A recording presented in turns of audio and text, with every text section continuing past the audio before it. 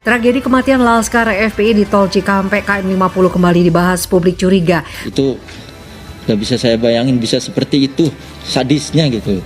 Yang saya tahu bolong di belakangnya, matanya bumer. Gimana coba itu? Gimana kemanusiaan seperti itu, ya Allah? Penegak hukum, kalau seperti ini terus gimana ada nanti negara kita?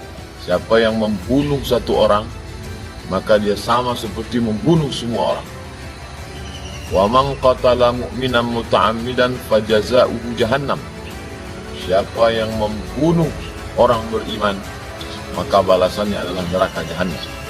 Itu dalam ajaran Islam.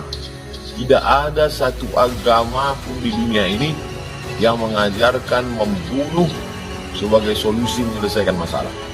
Oleh Komnas HAM, maka dipersilakan serahkan bukti-bukti tersebut dan kita akan melakukan penegakan hukum secara adil, transparan, tanpa harus ditutup-tutupi dan lain sebagainya.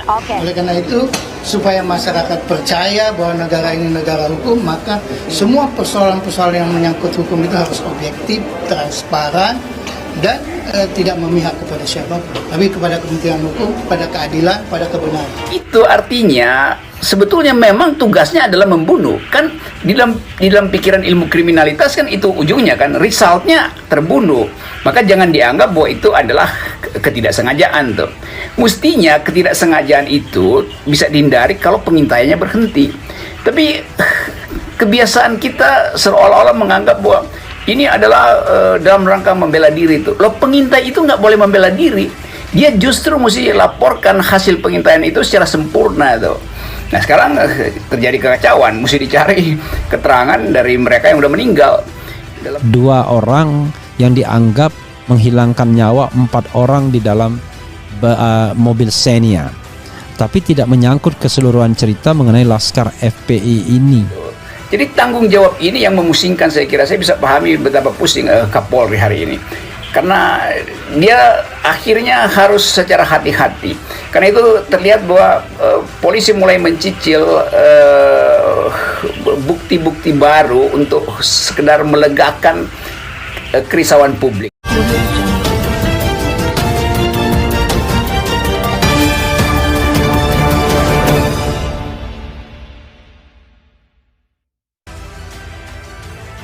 Tragedi kematian Laskar FPI di Tol Cikampek KM 50 kembali dibahas, publik curiga. Kasus itu mirip seperti skenario yang dilakukan Irjen Pol Verdi Sambo hingga akhirnya terbongkar dalam kasus KM 50. CCTV di lokasi kejadian juga rusak menurut polisi. Kecurigaan itu dibahas dalam rapat Komisi 3 DPR dengan Kapolri Jenderal Listio Sigit Prabowo. Wakil Ketua Komisi 3 DPR Desmond J. Mahesa yang menyinggung kasus tersebut. Dia mempersoalkan citra Polri usai kasus Verdi Sambo, termasuk kejadian hukum yang sudah lalu menjadi diragukan proses penyelidikannya. Misalnya penembakan Laskar FPI di KM 50. Ada apa kok institusi terlibat sebanyak ini? Ada kesan geng-gengan, ada kesan kebiasaan untuk tutup kasus per kasus. Saya diingatkan kasus KM 50 kesannya dikeroyok ditutup. KM 50 kan bicara novum, jelas Desmond. Mendapat pertanyaan tersebut, Kapolri menegaskan terkait kasus penembakan Laskar FPI di KM 50 saat ini sudah berproses di pengadilan. Memang sudah ada keputusan, kita lihat juga jaksa saat ini sedang mengajukan banding terhadap kasus tersebut, kata Kapolri. Sehingga tentunya Polri, kata Sigit, menunggu. Namun demikian apabila ada novum baru dia menjamin Polri akan memproses. Namun tentunya kami akan terus mengikuti perkembangan penanganan kasus yang ada. Karena saat ini akan masuk ke tahapan kasasi, jadi kami menunggu. 2 terdakwa kasus unlawful killing Laskar Front Pembela Islam menjalani sidang perdana di Pengadilan Negeri Jakarta Selatan. Persidangan digelar secara terpisah. Majelis Hakim PN Jaksel mendengarkan dakwaan atas nama terdalam dakwaan, jaksa membacakan kronologi peristiwa itu.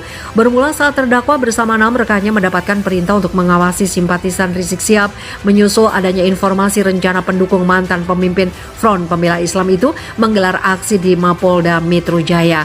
Pihak Polda Metro Jaya mengantisipasi dengan cara mengambil langkah tertutup, memerintahkan anggotanya memantau semua simpatisan Rizik Syihab yang berada di perumahan Denatur Mutiara Sentul, Kabupaten Bogor. Jaksa mengungkap pemantauan dilakukan pada Minggu Minggu 6 Desember 2020 sekitar pukul 21.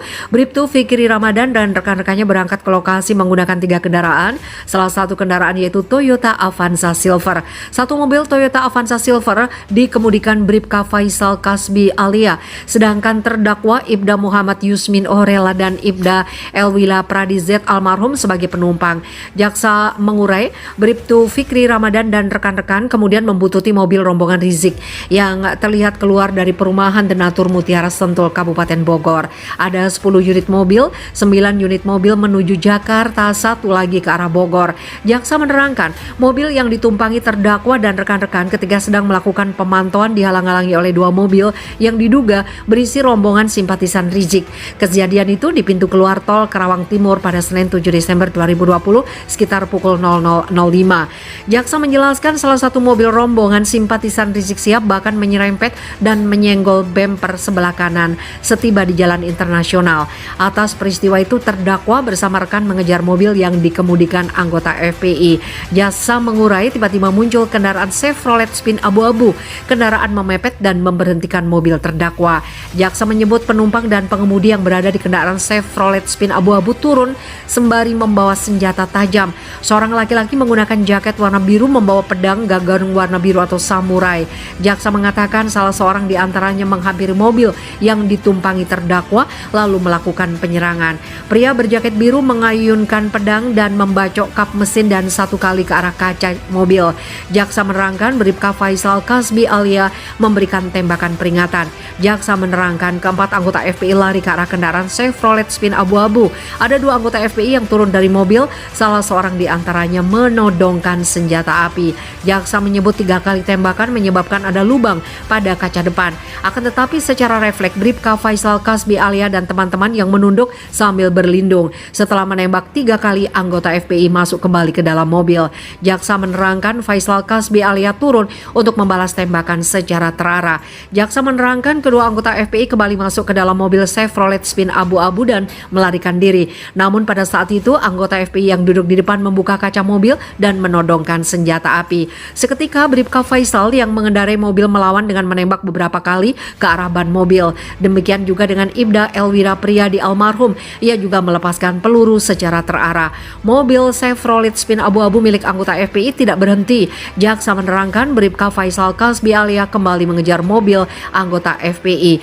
Giliran Ibda Muhammad Yusmin Orela yang melakukan penembakan menggunakan senjata milik Bribka Faisal. Jaksa menerangkan mobil Chevrolet Spin abu-abu terus melaju sampai ke arah Karawang Timur.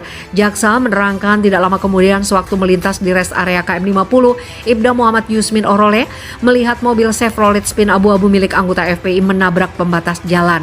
Mendengar ada tabrakan mobil dan terlihat keluar asap dari mobil Chevrolet Spin. Jaksa menuturkan Bribka Faisal Kasbi Alia lantas menepikan mobil.